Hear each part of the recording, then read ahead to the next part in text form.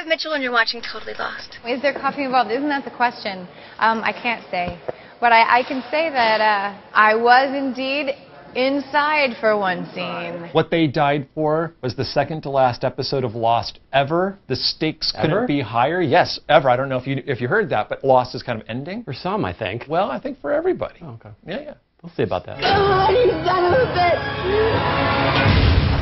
The stakes couldn't be higher. The danger couldn't be graver. And so here at the end, Lost decides to be funny. Can I get you a glass of lemonade? Benjamin Linus, back in effect. I want to see this. Welcome back, welcome back, welcome back. Sorry, Charles. It felt so good to have him back in full effect, back to his devious ways. Did you say there were some other people to kill? I'm sensing could be a con. He's playing Smokey. In case I need you. And we still have redemption ahead for Ben. Even if we have to kidnap you. From the moment that Ben, Miles, and Richard walked on the screen, Yes. it was like, okay, I'm in. I've missed seeing these guys over the past couple weeks since they sort of like disappeared on us. I lived in these houses a long time, Miles. I think I can remember how to get there. Well, I lived in these houses 30 years before you did, otherwise known as last week. So we had Ben, we had Richard, and we had Miles, and I was like, one of these three guys isn't going to make it out alive, maybe even two of them. The episode didn't unfold like I thought it would. Richard just got smoked away. Ben's reaction to that was just like, okay, so that just happened.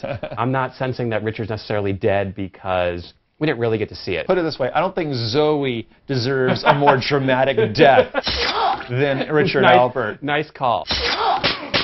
Good luck with that. Throughout the episode, it was almost as if Lost scattered a lot of characters throughout the island, as if to sort of set up a neat adventure in the series finale where you suspect it's almost going to be like the Wizard of Oz. Yeah, it's like a scavenger hunt for our old friends. friends. We're going to go meet various friends along the way. There's going to be Claire here, and there's going to be Miles here, and then there's going to be dead Richard, like mangled in a tree, and he's going to be like saying some final words, and then he's going to die. Nice. And Lapidus like swims to shore and he's just like, terrific. Terrific. But anyway, let's cut to the chase, which was Ben, at least for this episode, aligning with Smokey. I need you to kill some people for me, Ben. It was almost as if both of these actors decided, hey, we're here at the end. Let's just take up our Emmy-winning acting talent like 10 degrees. Once I leave this island, you can have it all to yourself. All right. I mean, it was really, really Best chilling. scene about Lemonade ever. Whose outrigger is that down at the dock? I believe it's Charles Wedmore's. And do you know where I might find him? He's hiding in my closet. There was also that intriguing moment. What's that? A secret room? It's where I was told I could summon the monster.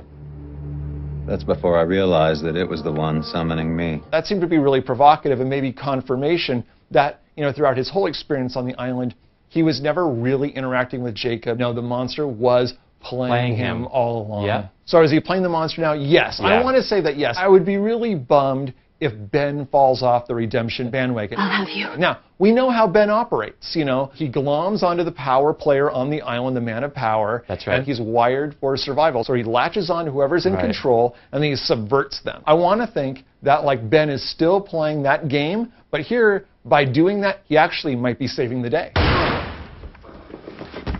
Was the Charles Widmore death satisfying for you? That really took me by surprise. He doesn't get to save his daughter. Of course, it was that great moment, though, where you're like, no, I want to hear the answers. I want to hear what he had to say. I thought it was a satisfying murder. I was a little bummed, though, that Widmore wasn't given a more substantial scene to sort of explain himself to the viewers.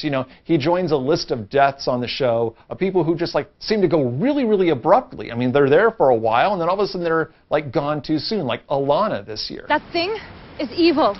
And God help us if it ever leaves this island. Because if it... I guess I was expecting a little bit more for Charles Widmore, and there was a little bit of confusion. A lot of fans kind of pointed out that back in season 4, in the episode The Shape of Things to Come, when Ben had that great chilling scene in Charles Widmore's bedroom, Ben seemed to suggest that he couldn't kill Charles Widmore. Have you come here to kill me, Benjamin? We both know I can't do that. So how come we can kill him now? Maybe Charles Widmore isn't dead? Is that possible? No harm done.